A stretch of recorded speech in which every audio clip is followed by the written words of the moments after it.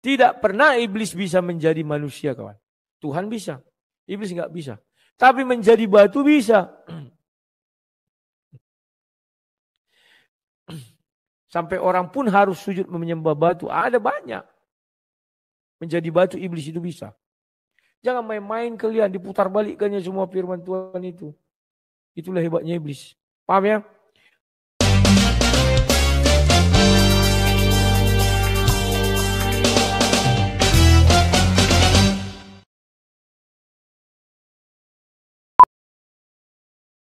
Oke, kita lanjut. Ya, judul yang saya angkat, hanya iblis dan kawan-kawan yang tidak mau sujud menyembah Yesus. Nah ini kawan. Ini harus saya katakan kepada kalian. Hanya iblis dan kawan-kawan yang tidak mau sujud menyembah Yesus. Oke, kita bahas. Maka saya mulai membahas Matius 4.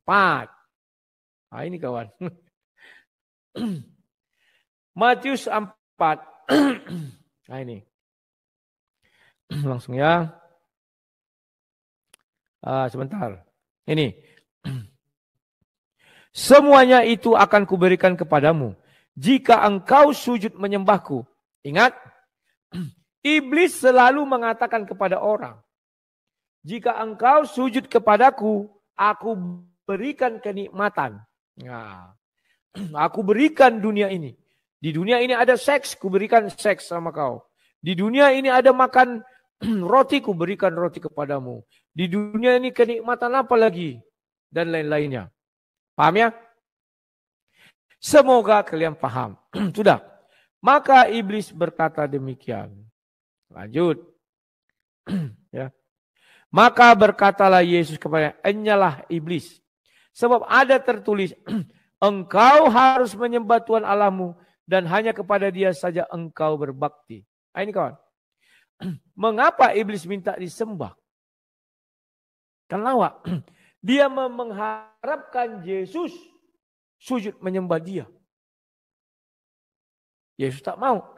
Hai iblis, kan yang diuji Yesus. Kau hanya sujud kepada Tuhan Allahmu. Apa dia mau? Dia enggak mau. Dia pergi meninggalkan Yesus, kawan. Ya. Dia pergi meninggalkan Yesus. Loh, memang ada orang yang sujud menyembah Yesus banyak. Orang orang Majus datang sujud menyembah. Para orang gembala di Padang juga sujud menyembah di Padang, enggak di Lampung, di Padang. Mereka sujud menyembah. Sebelum Yesus terangkat ke surga, seluruh yang menyaksikan sujud menyembah. Ya kan? Jadi orang yang sujud menyembah Yesus, itu adalah orang-orang yang beriman, kawan. Tapi yang tidak mau sujud menyembah kepada Yesus, contohnya Herodes tak akan mau sujud menyembah kepada Yesus. Dia adalah anak buahnya iblis. Paham?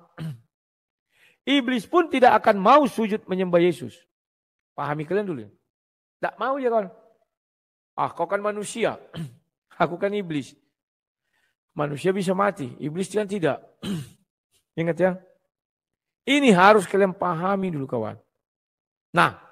Dalam tataran apa kita bicara lagi? Ini dia. Kubukakan sama kalian. Kejadian 3 itu kawan. Wah. Kejadian 3 ini kukaitkan dengan banyak ayat. Tidak putus-putus sampai hari ini kawan. Ayat 14. Ya. 15. Aku akan mengadakan permusuhan antara engkau dan perempuan ini. Ya. Kalau kau sudah sujud, artinya kau tidak bermusuhan. Artinya kau sudah paham. Antara keturunanmu dan keturunannya. Tidak boleh ini saling menyuduti. Keturunannya akan meremukkan kepalamu dan engkau akan meremukkan tumitnya. Jadi kawan-kawan. Terima kasih Pak Halim. Pecah telur. Dengar baik-baik. Iblis tidak akan pernah mau sujud kepada Yesus. Wow, jangan kalian ambil dari kitab suci yang lain. Iblis tidak akan pernah mau sujud kepada Adam. Dan Tuhan marah. Demikian juga iblis tidak mau sujud kepada Yesus dan Tuhan marah. Kalian bilang, jangan ya kawan-kawan. Biarkan mereka punya kitab sendiri, kita punya kitab sendiri. Mereka punya iman sendiri, kita punya iman sendiri. Ya, iblis tidak akan pernah mau sujud kepada Yesus. Gak akan pernah. Paham? Apa buktinya? Buktinya iblis ingin Yesus yang sujud kepada dia. Kalau iblis sudah menginginkan orang sujud kepada dia, berarti dia tidak akan pernah sujud kepada orang itu. Paham ya? Kalian harus paham lagi itu. Nah, ada juga golongan manusia yang tidak mau sujud menyembah Yesus. Ada. Mereka lebih memilih sujud ke arah batu. Sujud kepada batu. Banyak orang tidak mau memuliakan Yesus sebagai Tuhan dan Juru Selamat. Mereka lebih memilih memuliakan batu sebagai penyelamat, penebus dosa. Ada itu kawan. Lawak. Ini kawan lawak. Mengapa mereka lebih memilih batu? Karena batu itu selalu mengatakan, akulah Tuhan, sujudlah kau kepadaku, sembahlah aku, berbaktilah kepadaku. Kan itu ucapan iblis. Setelah Yesus datang, tidak ada lagi ucapan seperti itu selain ucapan iblis. Nah ini kawan, sujudlah kepadaku. Selalu iblis mempromosikan dirinya yang patut disujuti, yang patut disembah. Padahal dari dulu kala Tuhan sudah mengatakan, hanya kepada akulah engkau sujud menyembah. Ya. Apa kurang cukup pernyataan Tuhan mulai dari Adam sampai Maleaki yang mengatakan sembahlah aku, sujudlah kepadaku. Sehingga harus untuk mengucapkan itu, dia turun kembali ke dalam dunia ini. Atau dia mengutus malaikat-malaikatnya. Bukan dia nggak bisa kemana-mana. Namanya juga batu. Paham kalian? Harus kalilah itu terjadi kawan. Paham kalian maksud saya? Tuhan itu kawan. Tidak mau lagi dia semenjak dia mengutus firman-Nya. Dia tidak ada, kalian harus sujud kepadaku. Tidak. Karena kalian sudah mengenal Tuhan karena sejak dahulu kala. Keputusan ada di tangan kalian. Hanya iblislah yang minta disembah. Sampai hari ini iblis butuh pengikut. Nah itu. Maka dia minta selalu orang menyembahnya. Dia butuh pengikut kawan. Kalian harus maklum. Maka dari itu ingatlah. Jangan mau sujud menyembah kepada iblis. Ya. Jangan mau.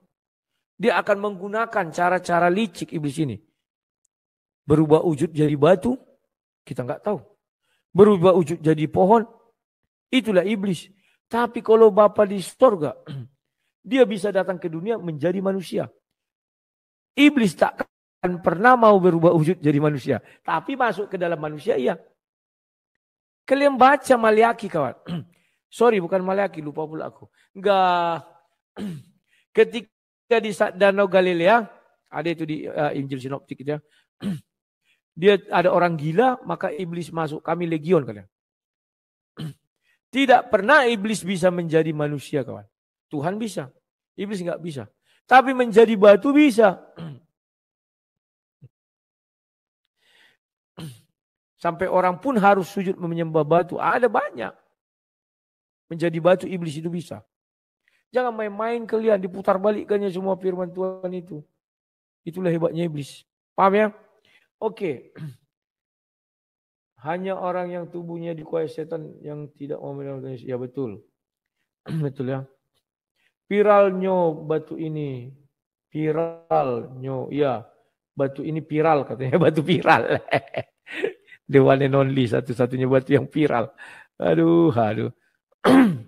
Batu bisa bawa lari baju. Banyak kali kalian. Jadi ilmu perbatuan lebih pandai ini. Ahmad bilang. Kau asal ngomong aja Ruth. Saya tidak asal ngomong. Dia tadi bertanya tentang sunat. Kalau kau bilang isi sorga semua yang bersunat. Kau keliru. Sunat itu diturunkan pada zaman Abraham. Sebelum Abraham manusia tidak disunat. Apa jalan dia disunat? Kalau zaman sebelum Abraham sudah manusia disunat, untuk apa diturunkan perintah sunat? Goblok. Pahami dulu itu, kau tertipu selama ini, goblok. Kenapa kau goblok? Karena kau kasih infus. Formalin. Jadi goblokmu awet, lama baru hilang. Tidak hilang-hilang lagi kawan. Jikalau sebelum Abraham sudah ada sunat, sudah ada orang yang disunat, buat apa lagi ada hukum sunat? Ini perjanjian kekal. Lu perjanjian kekal. Masa ada perjanjian dengan Adam? Ada nggak perjanjian dengan orang-orang sebelum Adam itu? Saya sudah Adam itu perjanjian Tuhan kekal. Nggak ada. Perjanjian Tuhan kekal itu hanya sama Abraham. Jangan pula nanti kau bilang perjanjian Tuhan sama siapa lagi? Si Set. Siapa lagi? Sem, Ham, Yafet. Nggak ada perjanjian Tuhan sama mereka. Wah, bapaknya sinu disunat. Lah anaknya juga harus disunat dong. Kok lawak-lawak? Aduh, paham ya? Abraham disunat, disuruh kawan. Itu perjanjian kekal. Sesudah itu, apalagi yang disunat? Orang budak pekerja di rumah Abraham. Atau kau keturunan budak. Ya silakan, kami tidak melarang-larang. Baru yang ketiga, pengikut penjahat kelamin. Baca ayatnya semua ada di Bible. Makanya jangan kau baca kitab-kitab terbelakang. Kau bacalah kitab-kitab yang dari Tuhan. Biar kau paham. Aduh. Kitab yang dari Tuhan. Tidak perlu banyak-banyak buku untuk buku ucapan manusia untuk meluruskannya, untuk menjaganya. Gak perlu. Itu kitab dari Tuhan. Tapi kalau kitab dari iblis, dia cenderung tidak pernah sempurna. Sekalipun diakui sempurna, apa yang enggak diakui iblis? Iblis selalu mengaku maha sempurna. Pahami? Tapi begitu diuji kitab yang dari iblis tak pernah sempurna. Maka oleh pengikut daripada iblis, saya bicara Bible. Baal itu, pengikutnya 450 nabinya. Mereka membuat banyak kali tulisan untuk melindungi buku dari setan ini. Nah ini. Tapi sampai kiamat pun tidak akan mampu buku ini melindungi kitab itu. Karena dari setan. Kitab yang dari Tuhan, cukup satu kitab itu, nggak perlu kitab-kitab lain. Dia bisa berdiri sendiri, itu dari Tuhan. Aduh.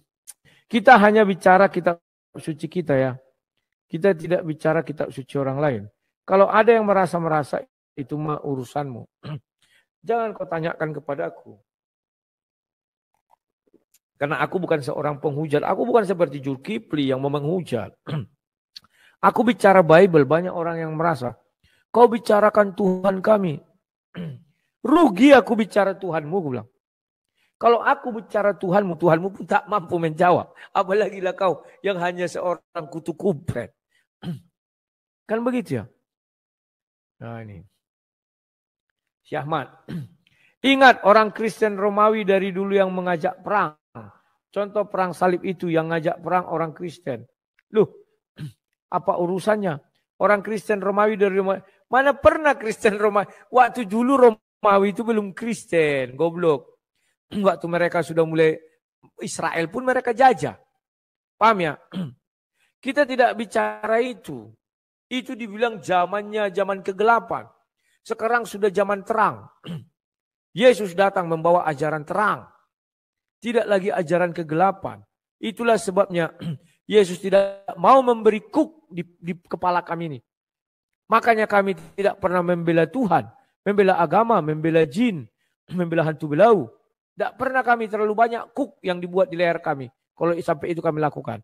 Kalau sampai itu kami kerjai kawan. Maka kamilah manusia makhluk paling bodoh di muka bumi Portibi ini. Kenapa? Karena kerja kami jadi patroli agama. Kami tintip orang. Oh dia sudah mengejek Tuhan kita. Ayo teriak. Ayo teriak. Hei, hei, hei, hei.